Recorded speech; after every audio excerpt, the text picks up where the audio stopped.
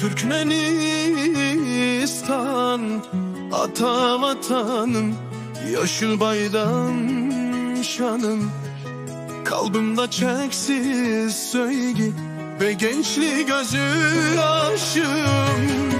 Göklerde kıvanç bilen parlayar bayrağım.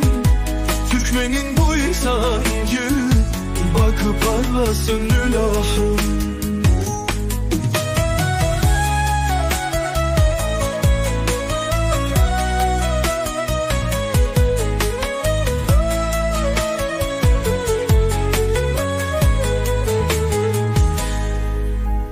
Oğlandır atamız, maktum guli payhasımız.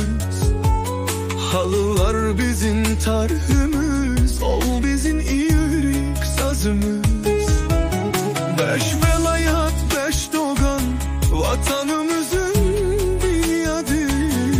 Merttir Türkmenin oğlu, ol bizim yaslımız. Aş şehri Aşkabat, ak mermerden övüşün saçıyor.